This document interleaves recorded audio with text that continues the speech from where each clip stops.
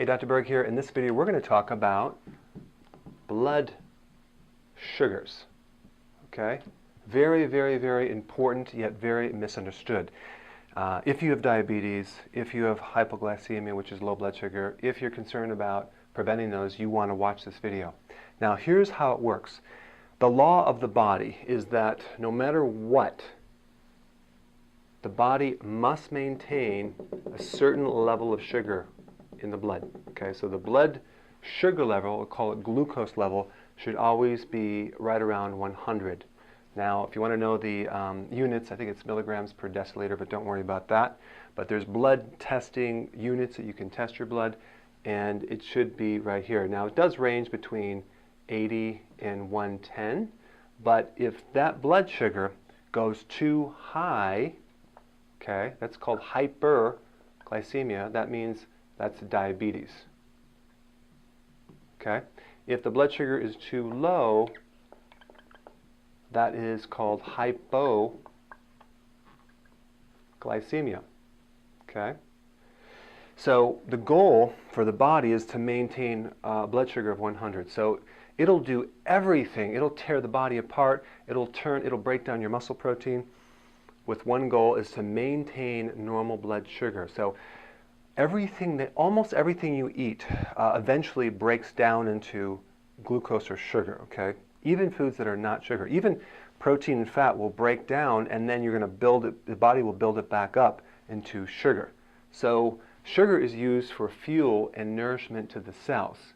So the way it works is this. You have this huge organ here called the liver.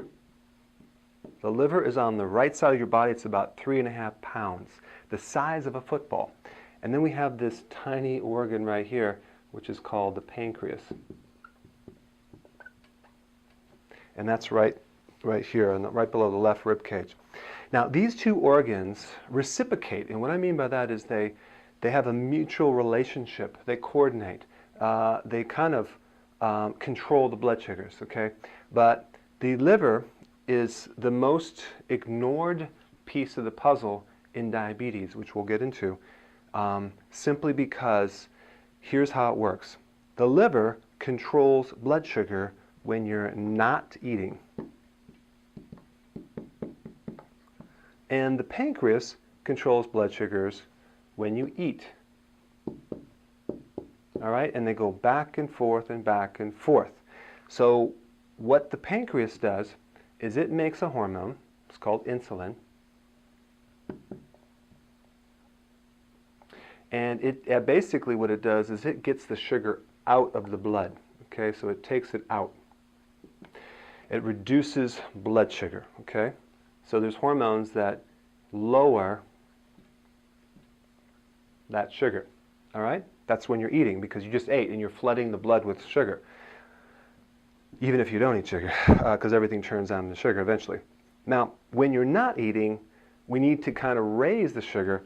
So your liver will put sugar into the blood. Okay? So it goes in. All right? So, and it does it through a hormone that's very similar to insulin, but it does the opposite. And they call that insulin-like growth factor. So it's an insulin-like hormone, but IGF. Don't even worry about that right now.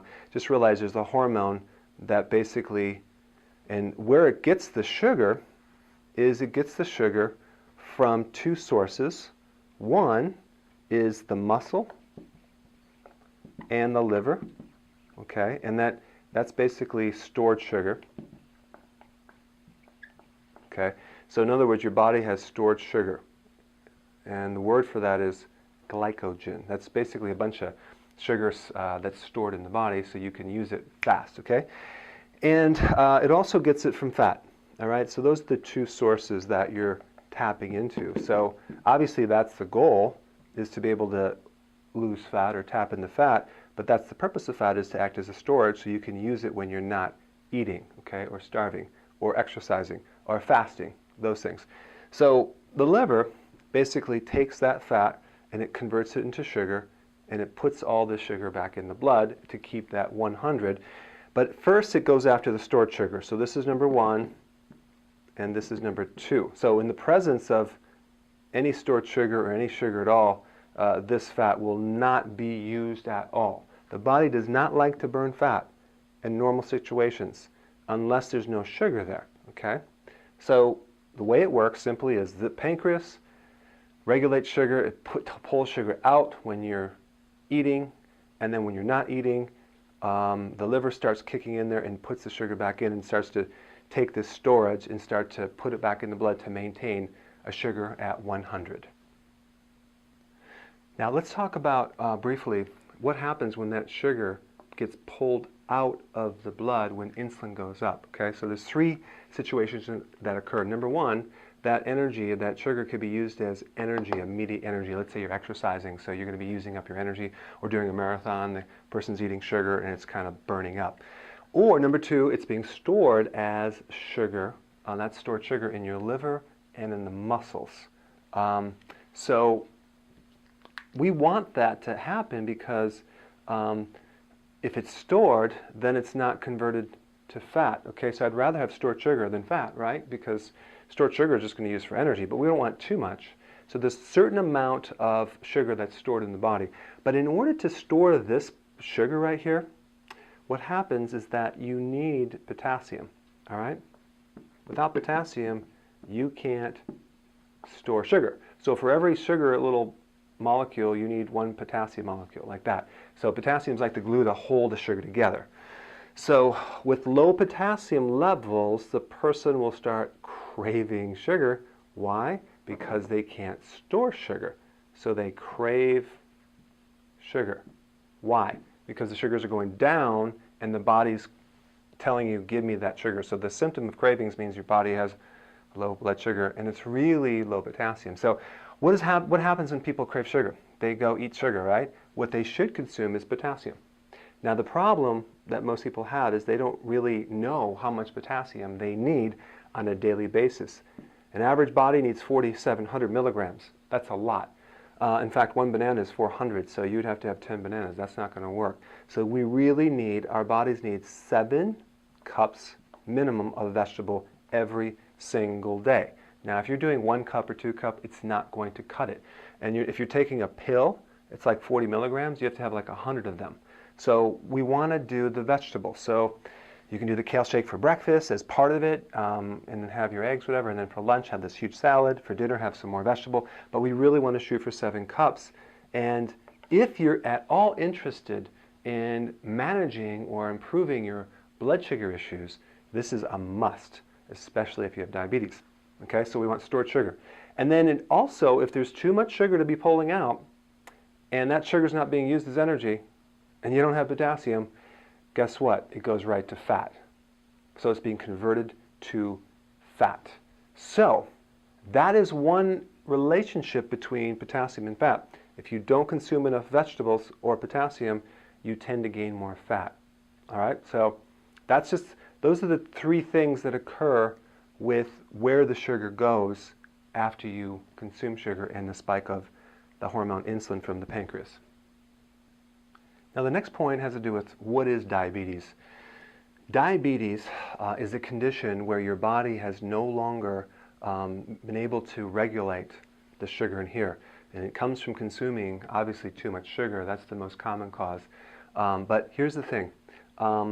Diabetes type 2 is a less serious diabetes. Type 1 is a more serious type of diabetes. So type 2 is really a problem with the liver because what happens is they take a drug called glucophage, or another name for it, metformin, and what all that does is it makes the cells in the liver more receptive or receiving more insulin. So they work on the receptors in the liver, okay, receptors. So they increase the conductivity of insulin.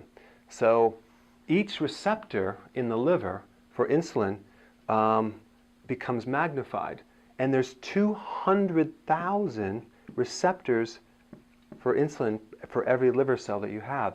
So if you can imagine, really what diabetes type 2 is, it's insulin resistive, whatever you want to call it.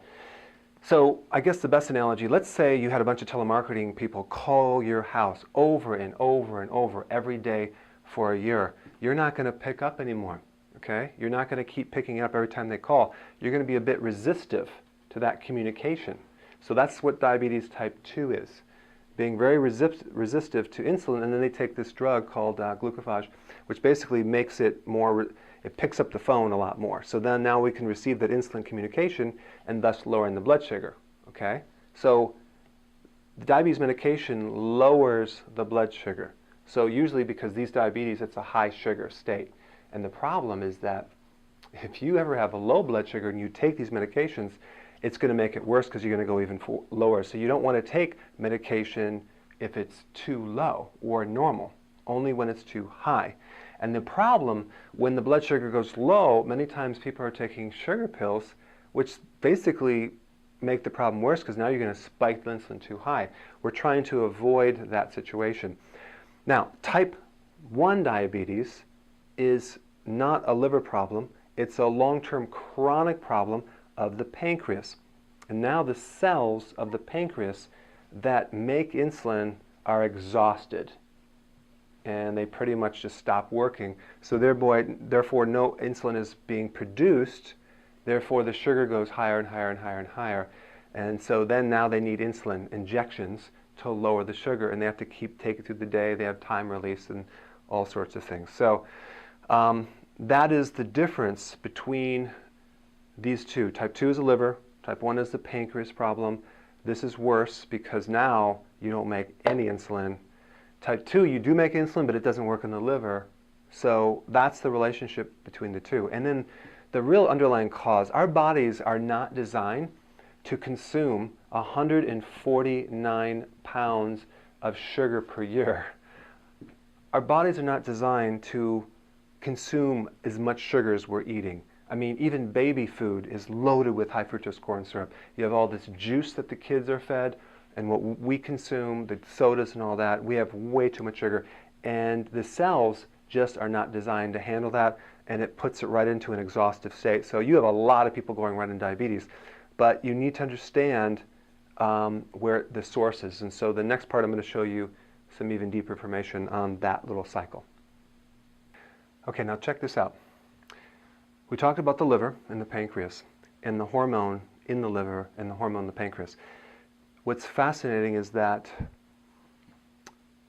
this hormone is 100 times bigger than insulin as far as quantity of hormone. In other words, the ratio is 100 to 1 as far as the work that's done.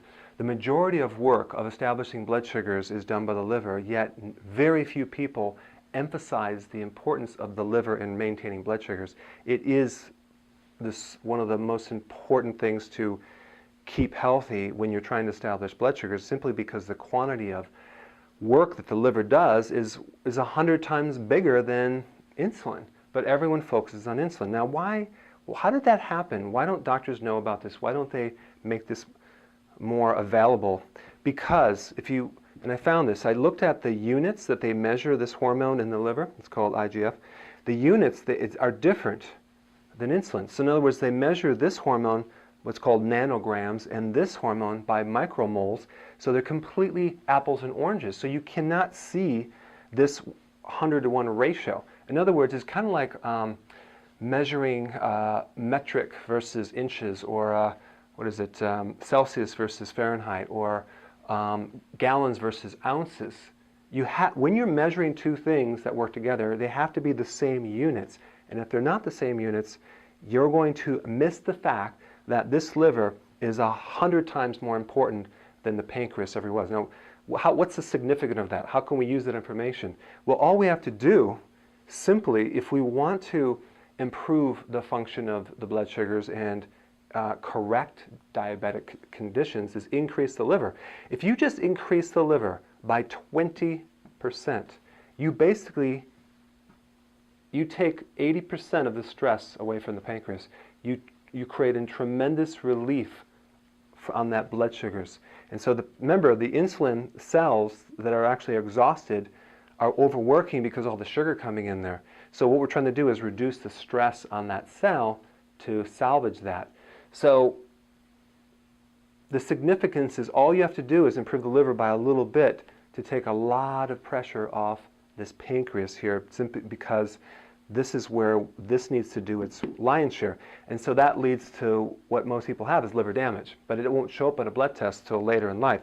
So when you damage the liver by consuming too much alcohol or too much cooked foods or junk foods, or even not enough vegetables, because the way to repair the liver is through raw vegetables, and that is why I start everyone out on the liver enhancement in my book, chapter 10, because if you improve the liver function, you actually can help a lot of different problems. Also, age. Every decade you get older and you reach the age of 50, you lower this hormone called growth hormone. Now, some of you have heard that the relationship between growth hormone and anti-aging. Well, growth hormone is a major trigger for the liver to release this hormone right here that regulates blood sugars. So really, IGF, insulin-like growth factor, is an extension of growth hormone. They're both almost identical in function. So growth hormone does a lot for regulating blood sugars. So we want to keep this high. And so let's say you're not eating a lot of sugar.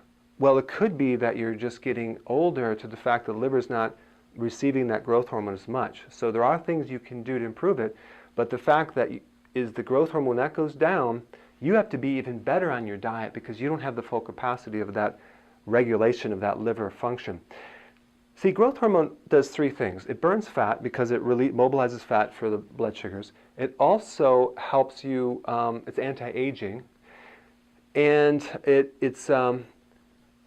protects your proteins. So it's called a protein spare hormone. And what that means is that it prevents your protein from breaking down into sugar and used for fuel. Okay, so it protects your protein. What protein? Collagen. So you avoid getting this loose skin, sagging belly, all that. And also it protects your cartilage and collagen in your knees and your shoulders and these other joints. So it's a very important thing in protecting muscle protein breakdown that's occurring from the cortisol from the stress. Remember that cortisol hormone, which is very destructive on your cells when you go through a lot of stress, that will break down your muscle protein, especially in your thigh muscle and your legs. That's why you can't get your thigh muscles toned, because you have too much of this darn destructive cortisol and not enough of that. So we're trying to reverse this process. So how do we do it? Number one, intense exercise is very good, but that would be interval training. Very important to keep growth hormone up. And I'm talking like short little tiny workouts, maybe 30 seconds, resting for 3 minutes, back and forth every other day, versus the treadmill. That will actually enhance growth hormone. Unless you're really, really stressed and you're not sleeping, you're going to have to walk. But eventually you want to work up to interval training, okay? And then number two, sleeping. You need to sleep 7-8 hours to keep this growth hormone really high. And then the next thing is you need to get your liver healthy. You need to do the liver enhancement. You need to really protect your liver and improve it. And so what are the foods that will improve the liver? My favorite is, you guessed it, kale. Everything comes back to that kale, doesn't it? We've talked about that in every single video, and kale is one of the superfoods to heal and protect your liver, because the liver loves the bitter vegetables, and it's low sugar, and it has a lot of properties to restore liver function. And when you have that kale shake in the morning, the liver will improve, and you'll get a lot of potassium, and you'll get more growth hormone, and you'll get less insulin, and you'll crave less, and you'll be able to maintain your age better and prevent the protein breakdown. And I've had lots of people improve their blood sugars by taking kale. So I hope this video helped you understand some of the basics of blood sugars and apply this information, and I'll see you in the next video.